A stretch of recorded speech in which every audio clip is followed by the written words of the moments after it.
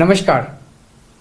शराब घोटाला, पिछले 2 साल से यह शब्द आपने कई बार सुना होगा।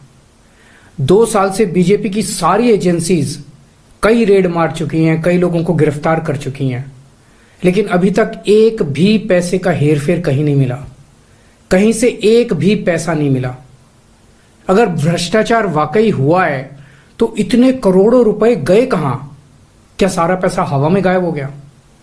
सच्चाई यह है कि किसी तरह का कोई भ्रष्टाचार हुआ ही नहीं। अगर होता तो पैसा भी मिलता। ऐसे फर्जी केस में आम आदमी पार्टी के कई नेताओं को इन्होंने अभी तक जेल में रखा हुआ है। किसी के भी खिलाफ कोई सबूत नहीं है, कुछ साबित नहीं हो रहा, खुलेआम गुंडागर्दी चल रही है, किसी को भी पकड़ के जेल में डाल दो। अब बीजेपी मुझे गिरफ्तार करना चाहती है।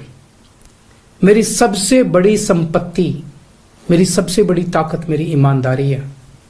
झूठे आरोप लगा के, फर्जी सम्मन भेज के ये मुझे बदनाम करना चाहते हैं, मेरी ईमानदारी पे चोट करना चाहते हैं। इन्होंने मुझे सम्मन भेजे हैं। मेरे वकीलों ने मुझे बताया कि ये सम्मन गैर कानूनी है। क्यों गैर कानूनी है? ये मैंने इनको विस्तार से लिख के भेजा है। मैंने बताया है कि उनके सम्मन कैसे गैर कानूनी है, लेकिन उन्होंने मेरी एक भी बात का जवाब नहीं दिया।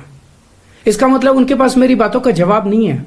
इसका मतलब वे भी मानते हैं कि उनका नोटिस गैर कानूनी है। क्या मुझे एक गैर कानूनी सम्मन का पालन करना चाहिए?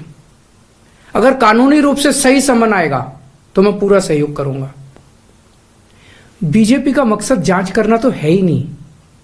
इनका मकसद तो लोकसभा चुनाव में मुझे प्रचार करने से रोकना है। ठीक लोकसभा चुनाव के पहले इन्होंने मुझे सम्मन भेजा है। क्यों? इस जांच को चलते 2 साल हो गए। अभी ठीक लोकसभा चुनाव के पहले मुझे क्यों बुलाया जा रहा है? पहले क्यों नहीं बुलाया? सीबीआई ने मेरे को 8 महीने पहले बुलाया था। मैं सीबीआई में गया था, उनके सारे जवाब भी दिए थे। लेकिन अब ये लोग ठीक लोकसभा चुनाव के 2 महीने पहले मुझे बुला रहे हैं। तो बीजेपी का मकसद कोई पूछताछ करना थोड़ी है। इनका मकसद है पूछताछ के बहाने केजरीवाल को बुला लो और उसे गिरफ्तार कर लो, ताकि मैं लोकसभा चुनाव में प्रचार ना कर पाऊं। आज बीजेपी भ्रष्टाचारियों को नहीं पकड़ रही, बल्कि खुलेआम ईडी और सीबीआई का इस्तेमाल करके दूसरी पार्टियों के नेताओं को तोड़ के बीजेपी में शामिल करवाने का काम किया जा रहा है। एक नहीं, 2 नहीं, कितने उदाहरण हैं जहां किसी पार्टी के नेता के खिलाफ ईडी सीबीआई के मामले चल रहे थे या उन पे गंभीर आरोप लगे हुए थे। जैसे ही वो नेता बीजेपी में शामिल हुए, उनके सारे पुराने मामले बंद कर दिए गए या ठंडे बस्ते में डाल दिए गए। तो जो इनकी पार्टी ज्वाइन कर लेता है उसके सारे मामले रफा दफा कर दिए जाते हैं। जो इनकी पार्टी में नहीं जाता वो जेल जाता है।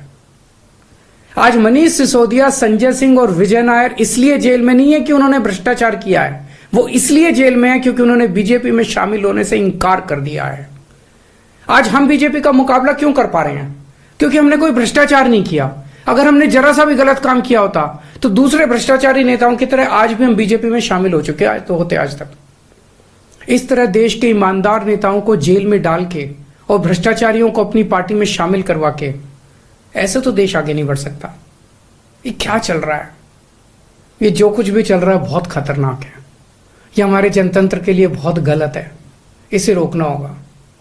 मैं हमेशा देश के लिए लड़ा हूं। मेरा तन मन धन देश के लिए है। मेरी एक एक सांस देश के लिए है। मेरी खून की एक एक बूंद देश के लिए है। मेरे शरीर का एक एक कतरा देश के लिए समर्पित है। हमें मिलकर देश को बचाना है।